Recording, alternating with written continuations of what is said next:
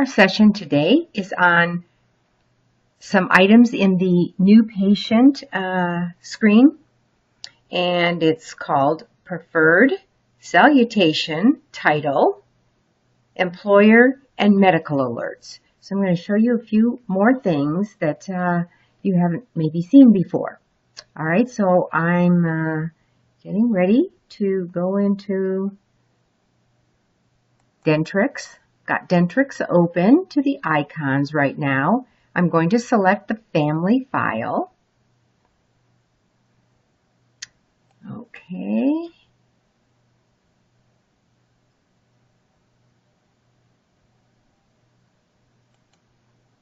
All right, here I am. I've got a blank screen. I'm just going to go ahead and select my blue boy. And remember, it's by selecting this blue boy over here on the toolbar that I can get into a new family file. Okay, so I've got the form here where I want to fill things out. So let's just start with the basics and give this person a full name. Okay, so, and I'm going to go with a long first name. Let's say Catherine. Okay, and some people like to have a nickname. Many of us do. I'm one of those people. Anyway, I've got Catherine as the first name, full name.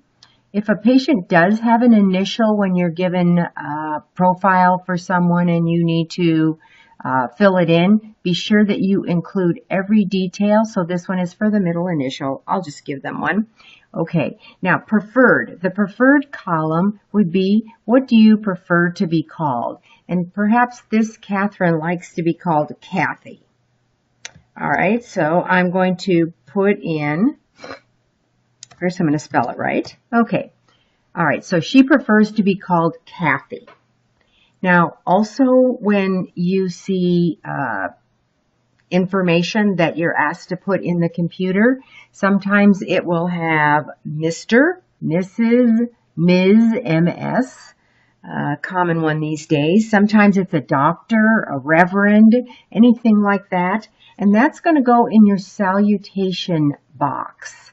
Okay, so if this person, say she's a Ms., MS, MS, period. Okay, so we would put that in that box.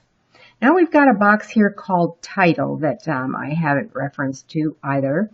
And it's somewhat interchangeable with this one, but typically this is where you will be putting all of those Ms., Mrs., whatever. You can use this field, the title, for the same thing as I'm saying, so it will not be wrong if you put it here or here. The title box can refer to, some people want a special title. Okay, so that could go in there too. So you can use either of those boxes interchangeably. Just pick one and use it though. Okay, in the office that you work in, they may want you to use title because you can see next to it there's a little box that you can click to say print title on statements. So we have some elderly people. They don't always have to be elderly, but they prefer Mrs. or Mr. On their statements that they may get in the mail, their bill. So it's not a bad idea to use title for that instead of salutation. Just want you to know that they are different fields, but you can use these, either one of these, to get it done. So you can make your choice in my class. In the office, you'll want to do what they do. Okay, so that's those items. Now the next one that I want to go over, and I'm just going to go ahead and say okay here because this is all that I wanted to go over with you in this little box. Oh, I have to give this person a birthday. Okay, so, well, let me get by without it. The next one I want to go over is the employer box here. So one of the things about Dentrix, whenever you can't get into something and you see a screen like this, or let's say I wanted to go back in and put Catherine's birth date in there, then I would just double click in this field and I could go in and put in the birth date. Okay.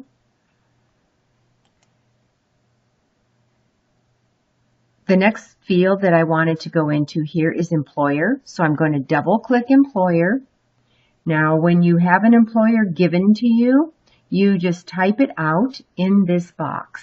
Typically in the office, we don't necessarily run into having to put the address, city, state, and employer phone in that box. It depends on the office that you work for and how they want theirs filled out. But at least in my class, you will need to put in an employer name.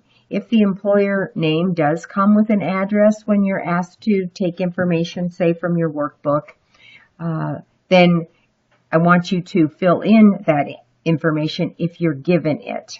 Okay? So that's how you do that. So let's say they work for the state of Washington. Okay, state of Washington.